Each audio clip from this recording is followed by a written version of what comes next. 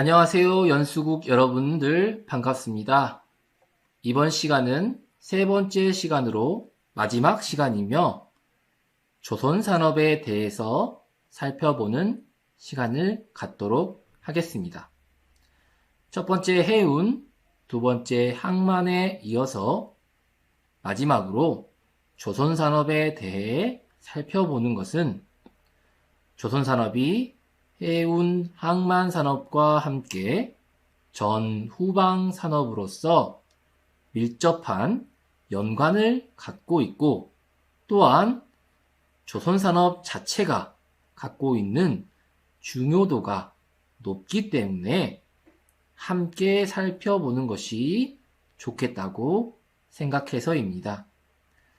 그래서 이번 시간에는 조선산업에 대한 현황과 향후 전망, 그리고 중요성 등에 대해 살펴보겠습니다.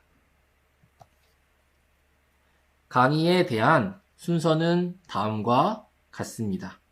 먼저 조선산업에 대한 개요, 그리고 글로벌 조선산업의 현황, 이어서 대한민국 조선산업의 현황과 중요성에 대해 설명드리고 본 강의를 마무리하도록 하겠습니다. 첫 번째 조선산업의 개요입니다. 2000년대에 들어서면서부터 세계적인 조선 경기 흐름을 선도해온 대한민국의 조선산업은 2021년에도 세계 최대 규모의 선박 수주량을 기록하며 세계 1위 조선 강국으로서의 입지를 유지하고 있습니다. 특히 LNG선, 초대형 컨테이너선, 유조선 등 고부가가치 선박에 대한 건조 수요가 급증하고 있는데, 그 이유는 EU, IMO 등에서 시행 중인 해양 환경 규제로 인해 조선산업의 기술 경쟁력의 중요성이 강조되고 있기 때문입니다. 따라서 대한민국의 최대 경쟁국인 중국과 수주 부분에서 차별화된 기술 중심의 고부가가치 선박 건조 전략을 바탕으로 세계 조선산업의 흐름을 선도하고 있습니다. 이제부터 본격적으로 조선산업에 대해 살펴보도록 하겠습니다. 조선산업은 각종 항해용 선박과 준설선, 시추선 및 부유구조물 등의 항해용 선박을 건조하는 산업으로 국가 표준 산업 분류 기준에 따라 선박 및 보트 건조과 선박 건조, 오락 및 경기용 보트 건조 등으로 세분화되어 있습니다. 따라서 조선산업을 영위하고자 하는 기업은 선박 건조의 목적에 따라 해당되는 자격을 취득하고 정부에 등록해야 합니다. 조선산업은 건조되는 선박의 종류에 따라 시장이 구분이 되며, 조선소는 건조하는 선박의 크기에 따라서 대형, 중형, 소형 조선소로 구분되어집니다. 대한민국의 경우 세계 1위 조선국답게 초대형 조선소가 존재하고 있습니다. 울산의 현대중공업, 거제의 삼성중공업, 대우조선해양, 목포의 3호중공업 등이 있습니다. 최근에는 현대중공업과 대우조선해양이 통합해 한국조선해양이라는 세계 최대 조선소로 재탄생하였습니다. 이러한 조선 기업들이 앞서 설명드린 선박의 건조 크기와 종류에 따라 다양한 선박들을 차별적으로 건조하는데, 아래 표와 같은 선박의 선종별 분류가 되고 있습니다. 먼저 선박의 분류에 따라 상선과 어선, 특수작업선, 함정 등으로 분류가 됩니다. 상선의 경우 탱커선과 겸용선, 그리고 벌크선 등으로 구분이 됩니다. 먼저 탱커선의 경우 원유 또는 정제유나 액화된 가스오류 등을 선적하는 선박으로 화물의 선적 종류에 따라 원유 운반선과 정유 운반선, 화학제품 운반선으로 구분되며 LNG와 LPG 등 액화가스를 운송하는 가스 운반선으로 구분되어집니다. 두 번째, 겸용선의 경우 목적에 따라 다양한 화물 종류를 선적할 수 있게 만들어진 선박이지만 최근 들어서는 화물 선적의 전문성과 효율성이 중시되면서 그 수요가 많지 않은 상황입니다.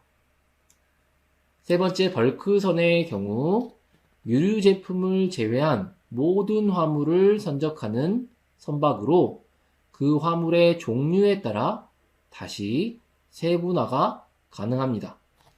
컨테이너를 선적하는 컨테이너선과 자동차를 선적하는 퓨어카 캐리어 선박은 물론 철광석, 석탄, 곡물 등 원자재를 수송하는 드라이버크 캐리어 등 다양하게 세분화가 가능합니다. 이렇게 화물을 수송하는 선박은 화물의 종류에 따라 국가별로 특화된 선박 건조 시장이 나타나기도 하고 때로는 동일 화물의 선박이라고 하더라도 선박의 크기나 기술에 따라 건조하는 조선소들의 차이가 발생하기도 합니다. 예를 들어 컨테이너선의 경우 일반적인 크기의 컨테이너선은 중국 등 거의 모든 국가의 조선소에서 건조 가능하지만 24,000 TU 이상 되는 400m 크기의 초대형 컨테이너선의 경우 전 세계에서 건조 가능한 조선소가 한국을 포함해 몇 개 되지 않는 상황입니다. 다음으로 어선의 경우 어로 작업에 사용되는 어로선, 공선, 모선, 운반선 등을 통칭하며 주로 소형 조선소에서 건조되고 있습니다. 다섯 번째, 특수작업선 역시 마찬가지로 정부의 관공선이나 터그보트와 같은 각종 지원 선박이 해당되며 주로 중소형 조선소에서 건조되고 있습니다. 마지막으로 함정의 경우 전투함, 잠수함 등 특수한 기술이 요구되는 선박으로 그 기술에 있어서 조선소별 차이가 심하고 정보 공개가 폐쇄적이어서 대한민국의 경우에도 일부 조선소에 특화되어 건조되고 있는 양상입니다. 다음은 조선산업의 특징에 대해 살펴보겠습니다. 조선산업은 전방산업과 후방산업으로 분류되며 이 중 후방산업은 타 산업과의 연관 효과가 크게 발생되고 있습니다. 먼저 조선산업의 전방산업은 조선소의 선박을 발주하는 해운산업과 에너지산업으로 분류할 수 있습니다. 왜냐하면 해운산업이라는 전방산업에서 선박을 발주해야지만 조선소가 건조를 할 수 있고 에너지산업에서 원유의 수요 증가가 앞서 설명드린 바와 같이 선행되어야지만 원유 운반선과 FPSO 등의 건조 수요가 발생되기 때문입니다. 이들 전방산업의 성장에 따라 조선산업의 건조 수요가 발생되므로 중요한 영향을 미치고 있는 것입니다. 조선산업의 후방 산업에는 철강, 기계, 전기전자, 화학, 비철금속 등으로 분류가 되며 모두 선박 건조에 사용되는 후판, 엔진, 각종 기자재 부품 등이 아래 그림과 같이 해당됩니다. 먼저 소재 산업에 해당되는 철강, 비철, 기계 장비 등이 선박 기자재 산업에 납품이 되면 이들이 모듈이나 블록 등으로 조립이 되어 조선소에 납품을 하게 됩니다. 따라서 선박 한 척 건조에 수백 가지의 관련 연관 기업들이 영향을 미치고 있으므로 국가 경제에 조선산업이 미치는 영향력은 크다고 볼 수 있습니다. 그 결과 국가별로 자국의 조선산업을 지원하거나 보호하는 정책이 강화되는 추세입니다. 또한 조선산업은 주문 생산 방식 산업이며 수출선 건조 시 외화 가득과 수출 기여도가 높은 산업입니다. 또한 세계 시장이 단일 시장이기 때문에 해상 물동량에 직접 영향을 주는 세계 경제 변화가 수요 측면에서 중요한 영향을 미치고 있습니다. 그리고 선박 건조에 따른 지급 방식은 모두 달러화를 기본으로 거래가 되기 때문에 외화 가득 효과가 높은 산업입니다. 전체 건조 물량의 대부분이 수출에 기반하고 있어서 수출 기여도가 높다고 볼 수도 있습니다. 2021년 기준 대한민국의 선박 수출 금액은 230억 달러로서 수출 비중이 약 90% 이상이며 선박에 사용되는 기자재의 국산화율이 90% 이상으로서 국가 경제에 미치는 영향이 크다고 볼 수 있습니다. 이렇듯 조선산업의 수요자는 글로벌 시장으로 세계 경기가 중요한 수요 영향으로 작용하고 있는 것입니다. 중국의 경제 성장이 가속화된 지난 2000년대에는 원자재를 수송하는 철광석과 석탄 운반선 등의 수요가 급증하기도 했습니다. 또한 조선산업은 기술 집약적이고 노동 집약적이며 경기 민감도가 크고 대금 수령에 따른 재무적 특성이나 선종별 민감도가 큰 특성을 가지고 있습니다. 하나씩 살펴보자면 먼저 조선산업은 설계, 생산, 관리 기술 외에 첨단 기술이 적용되는 필수적인 기술 집약적 산업입니다. 또한 선박의 건조 공정이 다양하고 대형 구조물 제작을 위한 자동화의 한계가 있어서 고급 기술 인력, 기능 인력 등의 각종 분야의 전문 인력이 요구되는 산업입니다. 다음으로 조선산업은 경기 민감도가 큰 산업입니다. 경기 민감도가 큰 이유는 전방 산업인 해운업의 영향을 많이 받고 해운업이 세계 경기, 교역량에 민감하게 반응하므로 조선산업 역시 국제 경기, 국제 원자재 가격, 유가 등에 민감하게 반응하는 산업입니다.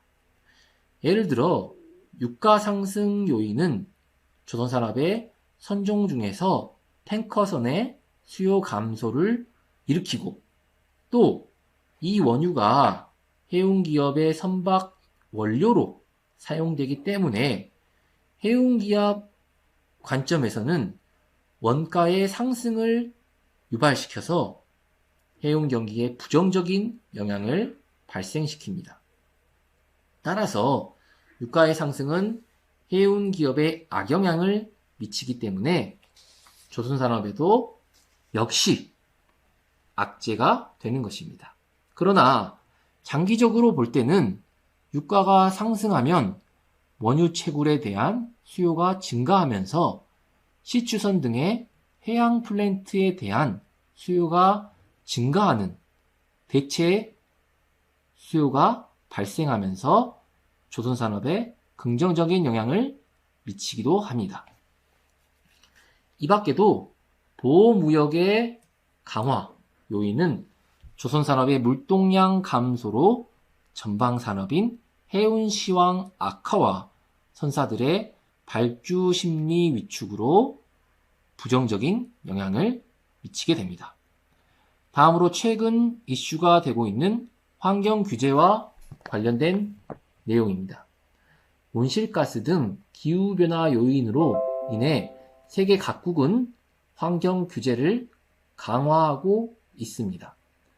선박의 온실가스 배출 강화는 기존 노후 선박의 폐선 증가와 대체 선박 발주에는 긍정적이라고 볼 수 있습니다. 이 밖에도 조선소들의 공급 과잉으로 인해 업체 통폐합의 흐름이 나타나면서 장기적으로 조선산업의 경쟁력 강화에도 기여할 것으로 보입니다. 다음으로 조선산업은 재무적 특성이 큰 산업입니다. 조선업은 선박 대금 수령과 지급 조건이 헤비테일 방식을 취하고 있습니다. 헤비테일이란 선박 건조 자금을 초기에 지급하는 것이 아니고 5단계로 나눠서 지급하고 특히 마지막 지급 시점인 선박 인도 시점에 자금의 60%가량을 집행하면서 초기에는 조선소의 유동성 부족 현상을 야기합니다. 특히 조선 불황기에는 초기 납입하는 선수금의 감소, 현금 창출 능력이 저하됨에 따라 기업의 부채 비율, 순차입금, 선수금 수령액 사용청을 종합적으로 고려할 필요가 있습니다. 특히 이러한 헤비테일 결제의 증가는 부족한 조선소들의 자금의 외부 조달로 이어져 부채 비율의 증가, 순차입금 증가 등 재무 부담을 가중시키고 있습니다. 금융위기 이후 선주들의 대금 지급 방식이 대부분 헤비테일 방식으로 변화했고 이에 따라 2년여 걸리는 선박 건조 과정에서 외부로부터 자금 확보가 필수적이어서 차입금 증가에 따른 조선소들의 재무 부담이 가중되고 있습니다. 다음으로 조선산업은 선종별로 민감도가 큽니다.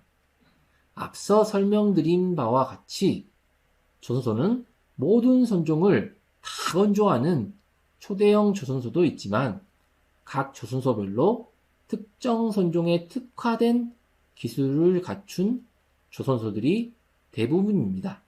따라서 해운 경기가 어떤 선종에 호황과 불황이 발생되었는지에 따라 조선 경기도 각기 다른 영향을 받게 됩니다. 벌크선의 경우 전 세계 원자재의 수요 및 공급, 원재료 생산지, 소비지의 불일치 정도에 따라 수요가 변동되는 것입니다. 철광석을 예로 들자면 기존에 호주에서 아시아, 브라질에서 아시아로 가는 것이 철광석 수요의 대다수였습니다. 따라서 철광석 운반선은 이들 지역에 특화된 선박이 건조되었습니다. 그런데 중국이 철광석 수요처를 다변화하면서 아프리카의 시에라리온 등에서 중국으로 향하는 새로운 운송 루트가 발생되었고 이에 따른 새로운 항로에 최적화된 맞춤형 건조 수요가 조선산업에 영향을 미치기도 했습니다. 탱커선의 경우 공상품 교역량에 따라 에너지가 얼마나 소비되었는지 또는 셰일가스와 같은 새로운 대체 자원이 생겼을 경우 이러한 트렌드를 조선산업이 어떻게 따라가느냐에 따라서 영향을 받고 있습니다. 과거 셰일가스 붐이 일어났을 경우 LNG선 등 가스선의 수요가 증가하면서 가스선 건조 중심인 대한민국의 조선산업이 혜택을 받기도 했습니다. 여객선의 경우 수요자의 소득 수준에 따라 수요 변동이 가능한 산업입니다. 최근에는 팬데믹과 같은 질병 또는 특수한 요인들로 인해 여객선 수요의 변동이 발생되고 있습니다.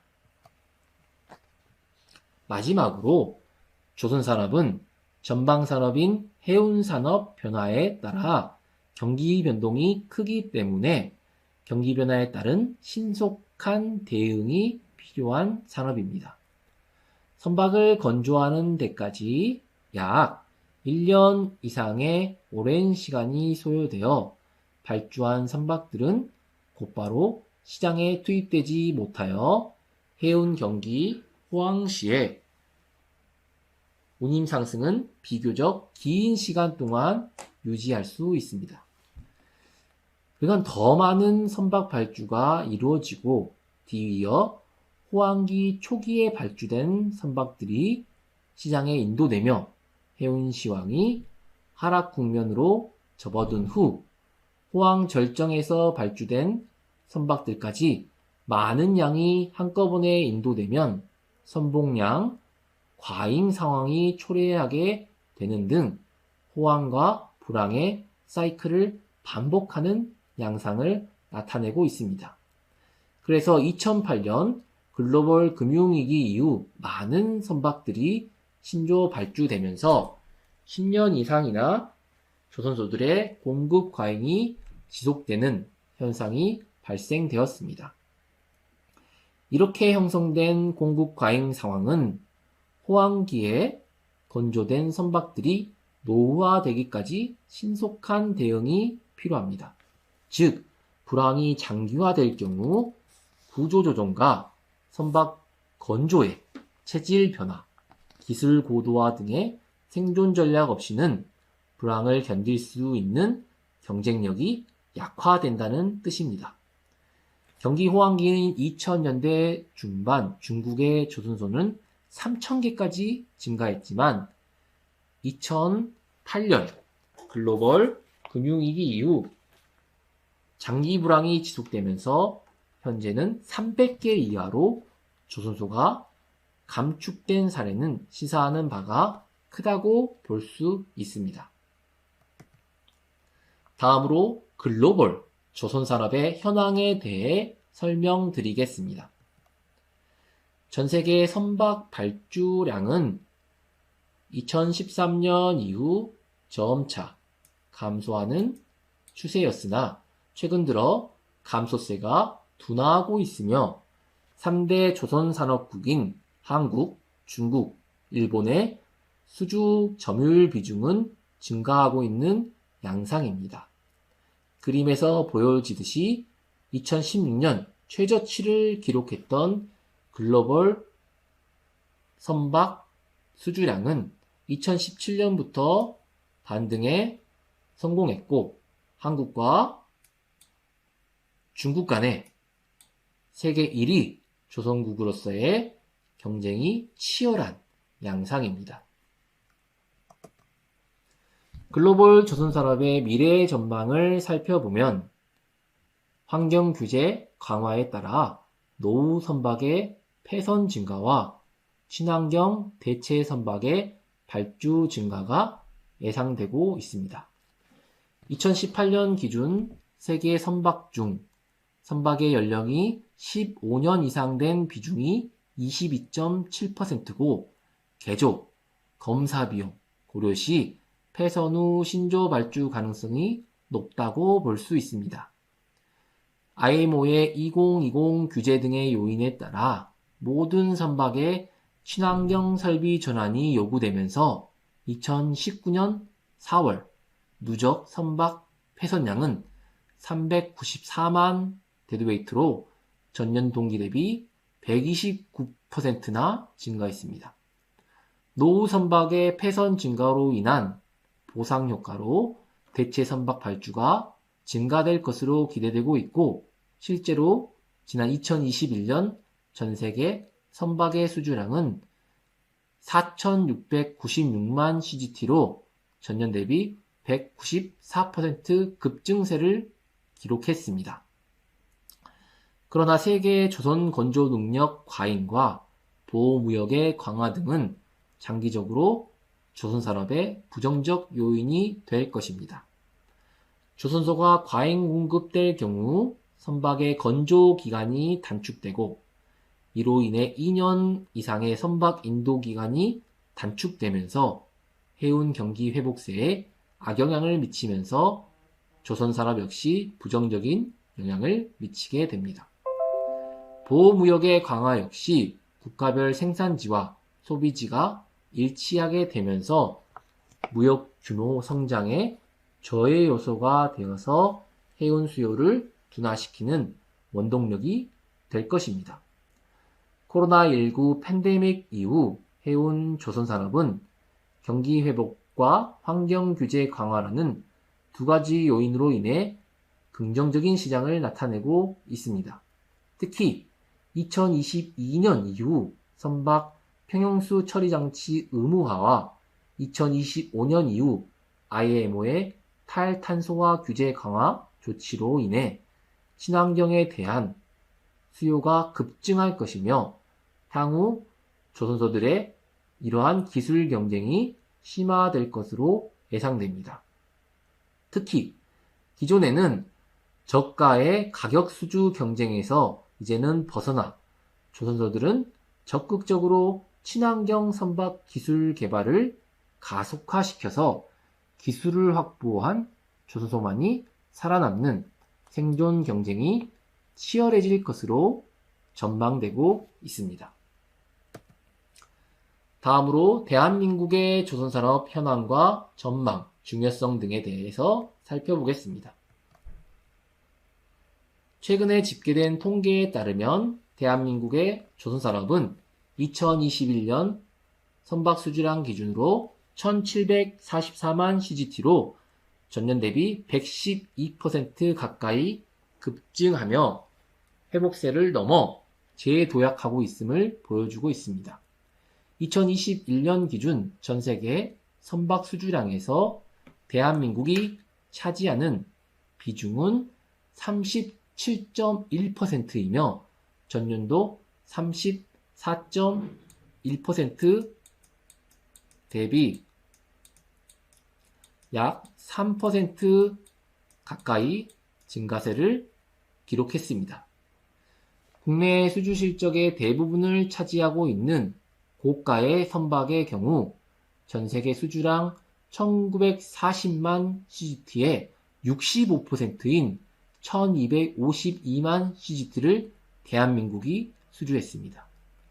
선종별로는 대형 LNG선의 전 세계 수주량 가운데 89.3%를 점유했으며 초대형 유조선 역시 88% 가까이를 수주하며 척당 2억 불이 넘는 선박에 대한 수주 비중이 역대 최고치를 기록했습니다. 조선소별로 살펴보면 2021년 기준 세계 상위 10개 조선소 가운데 1위부터 4위, 8위를 차지하고 있고, 세계 1위 현대중공업이 세계 3위 대우조선해양을 인수하며 글로벌 1위로서의 경쟁력을 더욱 강화해 나갔습니다. 대한민국과 양강 체계를 보이고 있는 중국은 벌크선 등 일반 화물선 중심의 건조 국가이며, 우리나라는 LNG선과 LPG선 등 고부가 가치 선박 건조로 차별화된 전략을 추구하고 있습니다. 그림에서 보이는 것과 마찬가지로 전 세계에서 대한민국이 차지하는 조선산업의 위상은 꾸준히 세계 1위를 유지하고 있습니다. 다음으로 국내 조선산업의 미래 전망에 대해 살펴보겠습니다. 2000년대 후반 중국의 정부 지원과 가격 경쟁력에 밀리며 대한민국 조선산업은 한때 2위로 순위가 밀리기도 했습니다. 특히 2008년 글로벌 금융위기 이후 중국 정부의 적극적인 수주 지원과 금융 지원 등으로 중국 조선산업의 수주량이 급증하게 되었습니다. 그 영향으로 국내 중소형 조선사 상당수가 구조조정을 겪게 되었습니다. 이를 극복하기 위해 국내 조선사들은 초대형 컨테이너선, LNG선 등 고부가가치 선박 건조로 차별화를 추진하였습니다. 바로 가격 경쟁이 아닌 기술 경쟁을 선도하면서 한국 조선산업의 경쟁력을 강화시켜 나갔습니다. 그 결과 전 세계적인 환경 규제 강화와 선박의 효율성에 대한 선주의 요구사항이 증가하면서 국내 조선산업의 수주량은 다시 회복하게 되었습니다. 특히 LNG선 발주량이 급증하는 등 친환경 선박 수요 증가는 새로운 기회라고 볼 수도 있습니다. 따라서 대한민국 조선사들은 친환경 고부가가치 선박에 대한 기술 개발을 가속화하고 핵심 기술을 개발하는 등 기자재의 국산화율을 높이는 방향으로 향후 미래 조선시장을 주도해 나갈 계획입니다. 마지막으로 결론입니다. 조선산업은 현재 기술 중심으로 미래 산업이 재편되고 있습니다. 조선산업은 전방산업인 해운산업과 후방산업인 기자재 산업에 미치는 영향이 크다고 할 수 있습니다. 글로벌 조선산업은 친환경 선박에 대한 건조 수요가 증가하고 있고 기술 경쟁이 가속화되고 있는 양상입니다. 대한민국 조선산업은 중국에 비해 가격 경쟁력이 열악하지만 기술 경쟁력에 우위를 갖추며 세계 1위 조선국으로서의 위상을 이어나가고 있습니다. 앞으로의 조선산업은 환경 규제 등으로 인한 LNG 선박 등 친환경 선박의 수요가 증가할 것으로 예상되고 있습니다. 그 결과 친환경 기술력을 갖춘 한국의 조선업은 연관산업인 해운, 물류 산업 등과 함께 동반 성장할 것으로 기대됩니다. 이상으로 조선산업에 대한 대한민국과 전 세계적인 동향, 특성 등에 대해 살펴봄으로써 해운, 항만, 조선산업이 각각으로 얼마나 중요하며 국가경제, 지역경제는 물론 서로 간에 상호 중요한 영향관계를 형성하고 있는 것을 살펴보았습니다. 즉, 바다를 둘러싸고 있는 국가 간 경쟁은 해운, 항만, 조선 등 다양한 산업에서 펼쳐지고 있고 대한민국은 해양 경제의 주도권을 잃지 않기 위해 기술 개발, 산업의 고도화, 정부 지원 등을 통해 성장해 나가고 있는 것입니다. 이상으로 지금까지 해운, 항만, 조선 등에 대한 모든 강의를 마치도록 하겠습니다. 감사합니다.